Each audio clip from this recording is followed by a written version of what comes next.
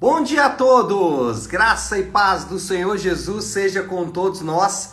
Uma ótima sexta-feira para todos.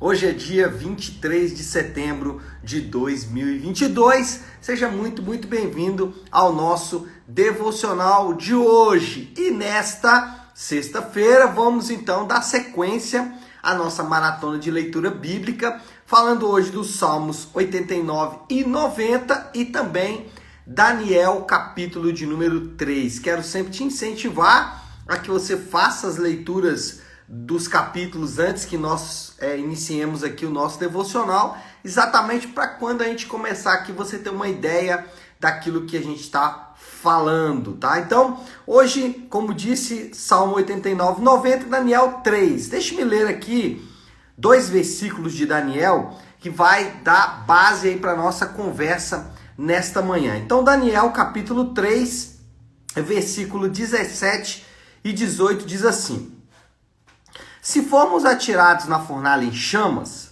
o Deus a quem prestamos culto pode livrar-nos, e ele nos livrará das tuas mãos, ó rei. Mas se ele não nos livrar, saiba, ó rei, que não prestaremos culto aos teus deuses, nem adoraremos a imagem de ouro que mandastes erguer. Bom, lembra que o livro de Daniel, ele tem como objetivo ressaltar, incentivar aqueles que eram os crentes da época a sua fidelidade ao Senhor. Daniel tem muito a ver com Apocalipse. Por exemplo, em Apocalipse, várias vezes o Senhor ou o apóstolo João, por causa de visões do Senhor, sempre ressalta em Apocalipse que há ali os santos e os santos são preservados. Em vários momentos os julgamentos de Deus caem sobre toda a terra, mas os santos são preservados. E a gente sempre fica se perguntando quem são esses santos. Em Daniel, esses santos são apresentados, esses homens e mulheres, óbvio, né, aqueles eleitos de Deus que são preservados, são apresentados aqui em Daniel. E o que Daniel quer destacar é o fato de que crer em Deus e crer em outros deuses é não crer em Deus de fato. Ou você crê em Deus, ou você crê em outros deuses. Outros deuses aceitam serem divididos. O Deus verdadeiro não pode ser dividido, ele precisa e deve ser adorado de maneira exclusiva. Essa é a mensagem por trás de Daniel. Sobre esse texto aqui especificadamente, nós temos que fazer algumas considerações importantes. Primeira consideração é o cuidado de não tentar recriar a experiência dos amigos de Daniel. Isso acontece com alguma frequência. Os amigos de Daniel, eles resistiram à fornalha de fogo ardente, e isso leva as pessoas, né, essa história tão heróica e tão incrível de Deus livrando homens da morte certa.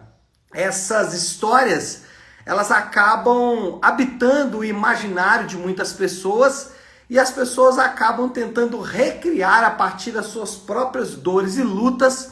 Eles acabam tentando recriar esta história, né, buscando ali alguns detalhes de coisas que eles devem fazer, de coisas que eles precisam fazer para também resistir às suas próprias fornalhas. Mas a ideia do texto não é fazer isso. A ideia do texto é nos apresentar um princípio. E esse princípio precisa estar sempre à vista quando nós formos lidar com as nossas próprias dores ou dificuldades. Bom, sobre isso, sobre a tentativa de recriar aí a fornalha ardente, quais são os cuidados que nós devemos tomar? Primeiro, nem todo sofrimento é fornalha. Isso é importante. Porque o fato de você estar passando por uma dor, uma luta, uma dificuldade, não significa que você também está na fornalha. No caso dos amigos de Daniel, eles sequer eram culpados, eles eram inocentes. E algumas dores e sofrimentos que nós enfrentamos são em decorrência dos nossos próprios erros, ou até mesmo do pecado, que não era o caso aqui não diretamente, né? Eles não estavam em pecado. Não é o caso, então, aqui dos amigos de Daniel. Segundo, a ênfase do texto é a fidelidade. O que o texto quer mostrar não é que Deus livra o seu povo das fornalhas ardentes, porque nem sempre isso vai acontecer. Nem sempre as fornalhas são dadas sem nenhuma causa. Às vezes estamos dentro de uma dificuldade ou luta porque buscamos isso com as próprias mãos. Mas o princípio envolto por trás do texto não é uma questão de ser livre ou não das fornalhas ardentes. A ênfase que Daniel quer ensinar é sobre fidelidade, é sobre uma guerra de deuses, uma guerra de divindades. E nós estamos, os crentes e os não crentes, estão diante desta guerra o tempo todo. Adora a Deus ou adora outros deuses? E aí vale a pena lembrar que outros deuses não são apenas outras religiões. Nós podemos adorar outros deuses como o dinheiro, por exemplo. Jesus fala sobre a adoração ao Deus chamado Mamon, é um Deus ligado ao dinheiro. Crentes que amam ao Senhor se veem às vezes tentados a adorar deuses que são até bons em essência. Por exemplo, família é algo bom, mas pode se tornar uma divindade, pode se tornar um Deus. Quando ela tem o potencial de destruir a nossa alegria, se torna um Deus. Então é uma coisa boa, mas que pode se tornar uma divindade. Só para lembrar aqui, saúde é uma coisa boa, mas pode se tornar uma divindade. Eu sempre gosto de citar aquela expressão, se tiver saúde, o resto vai. Não, a Bíblia ensina que nós temos que ter Cristo vivendo em nosso coração e sermos transformados pela graça de Deus. Então, o que eu quero mostrar aqui é que a ideia por trás do texto não é livrar da fornalha ardente, é que existe uma guerra cósmica entre divindades e que os crentes devem permanecer fiéis a Deus mesmo diante de fornalhas ardentes que serão acesas. Eu sei que isso parece pouco emocionante, Perde um pouco aí da emoção de ser lançado numa fornalha e sair livre e tudo mais. Contudo, isso é muito mais poderoso, porque em vez de simplesmente ser livre de uma fornalha, e seja um sofrimento ou qualquer outra coisa, o que nós estamos falando aqui é de permanecer fiel ao Senhor, mesmo diante de fornalhas acesas. Segunda consideração aqui, já que a primeira é não tentar recriar essa experiência, não tentar ficar recriando isso, eu estou dentro de uma fornalha ardente. Não, a ideia não é isso. O segundo é o testemunho dos crentes deve resistir ao fogo. Os amigos de Daniel experimentaram a prova de sua fé. Pedro vai dizer que a nossa fé é provada como o ouro passa pelo fogo, mas que depois de aprovada, essa fé ela fica mais forte, ela fica mais firme. Então, o testemunho dos crentes, a fé dos crentes, ela é provada pelo fogo. E aí nós poderíamos citar aqui centenas, talvez milhares, de maneiras em que Deus prova a nossa fé. Óbvio que Deus prova a nossa fé não para Ele, prova para nós mesmos, para que nós possamos aferir em que sentido ou em qual profundidade está a nossa fé. O ponto é que o testemunho dos crentes ele deve resistir. Deve resistir ao quê? Deve resistir a dores e sofrimentos. A fé e a convicção dos crentes de que eles estão em Cristo não deve ou não deveria fraquejar diante de dores e sofrimentos. Muitas vezes, a fraqueza da fé diante de dores e sofrimentos mostra exatamente que essa pessoa, na verdade, nunca adorou a Deus de fato, que ela está adorando outros deuses. Então, as dores e sofrimentos, elas servem para testar a nossa fé, para testar se estamos de fato confiando em Cristo ou se estamos confiando no dinheiro. Por exemplo, como eu disse, o exemplo do dinheiro como uma divindade no ponto anterior. Então, quando nós, ao nos vermos diante de dores e sofrimentos, se fraquejarmos na fé, isso é um sinal de que a nossa fé precisa ser depurada. O testemunho dos crentes devem também resistir às perseguições. Isso vai acontecer. Os crentes não podem achar que não serão perseguidos. Serão perseguidos. Vão enfrentar opositores à sua fé. E por último, o testemunho dos crentes deve resistir ao pecado. Então eu falei de 3 elementos aqui. Um é externo, que é as perseguições. Um interno, que é as dores e sofrimentos. E um da nossa própria essência, que é o pecado. Então, o testemunho dos crentes deve persistir ou resistir a esses tipos de prova. E em terceiro lugar, então vimos a primeira consideração é não tentar recriar as experiências. A segunda é que o testemunho dos crentes deve resistir ao fogo. Terceiro, Jesus enfrentou a fornalha do pecado pelos eleitos.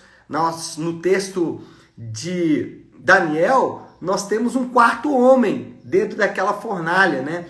Temos lá Sadraque, Mesaque e Abidnego, os 3 amigos de Daniel, e tem um quarto homem dentro desta fornalha. E esse quarto homem foi o que livrou os judeus.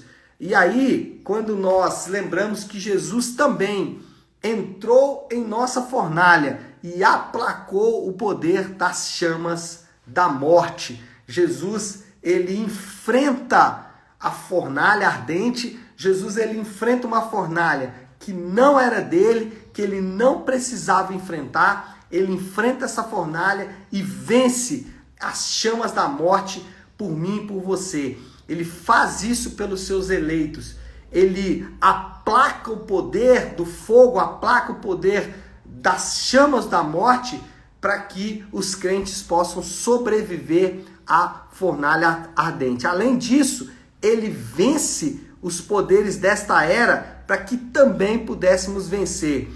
Ali, os amigos de Daniel não venceram apenas a fornalha, mas venceram também o poder de Nabucodonosor sobre ele. Quando Jesus estava ali diante de Pilatos, diante dos poderes políticos, militares e até diante do Sinédrio, poder religioso daquela época, Jesus venceu todos estes poderes para que nós também pudéssemos vencer, para que os crentes não estivessem sujeitos aos poderes dessa terra, ainda que eles são governados indiretamente por esses poderes. Por exemplo, todos nós pertencemos a uma nação, porém, nós sabemos que o nosso reino não é dessa terra, que o nosso reino é o reino de Deus. Então, Jesus, ele enfrentou a fornalha pelos eleitos e nós podemos vencer tanto as fornalhas que serão acesas para provar a nossa fé, como também os poderes dessa terra poderão ser vencidos por causa da vitória de Jesus na cruz. Nós só podemos vencer essas coisas porque Jesus vence por nós, porque Jesus nos dá esta grande vitória ali na cruz. Bom, moral da história, já para a gente caminhar para a conclusão: Deus frustrará os planos até mesmo de reis poderosos que tentam levar o seu povo a adorar outros deuses. Deus, ele acaba, destrói, frustra os planos mesmo de homens poderosos para que o seu povo possa então adorar somente a ele. E aí nós podemos pensar aqui em uma aplicação para esse texto. Como disse no início, o princípio por trás aqui é o princípio da confiança, da fidelidade, da fé. Porque quando a gente fala de fé em Jesus, não é simplesmente acreditar que ele existe e que ele pode nos livrar de dores e sofrimentos. Não. Confiar em Jesus é deixar outras confianças para trás. Como disse no início, confiar em Jesus e em outros deuses é não confiar em Jesus. Então, aqueles que confiam em outras coisas que não no Senhor, para trazer satisfação plena, essas pessoas ainda não estão confiando em Cristo. Então, o nosso desafio é esse: confie apenas no Senhor. Quando você passa a confiar apenas no Senhor, coisas como dinheiro, como casamento, como família, como saúde, como trabalho, como sucesso, status e outras coisas mais, essas coisas recebem o seu devido lugar. Elas ficam no lugar onde tem que estar. na vida do crente. O crente não coloca essas coisas acima do Senhor e esse é o nosso desafio desta sexta-feira. Continue confiando apenas no Senhor. Tá certo, meu povo? Vamos orar? Vamos colocar tudo isso aí diante de Deus e como eu gosto de fazer sempre às sextas-feiras, eu gosto de finalizar o nosso devocional orando a oração que o Senhor nos ensinou, a oração do Pai Nosso. Então vamos fazer isso? Se você puder, pare um instante aquilo que você está fazendo e vamos juntos buscar a Deus em oração. Pai nosso que estás nos céus, santificado seja o teu nome. Venha o teu reino, seja feita a tua vontade, assim na terra como no céu. Dá-nos hoje o nosso pão de cada dia. Perdoa as nossas dívidas, assim como perdoamos aos nossos devedores. E não nos deixes cair em tentação, mas livra-nos do mal, porque teu é o reino, o poder e a glória para sempre. Amém, amém e amém. Amém, meu povo? Bom, então é isso. Nós vamos ficando por aqui. Quero só deixar um recado importante. No próximo domingo nós temos o nosso culto de celebração na Igreja Nave, a partir das 10 da manhã. Então você é meu convidado. Chegue um pouco mais cedo, chegue às 9. Nós já estamos lá a partir das 9 no embarque de oração, orando. Então de 9 a 9h45 nós oramos. E aí às 10 horas, então, nós começamos o nosso culto de celebração. Você é nosso convidado, tá bom? Deus abençoe. Ótima sexta-feira para todos. Final de semana abençoado. Fiquem com Deus.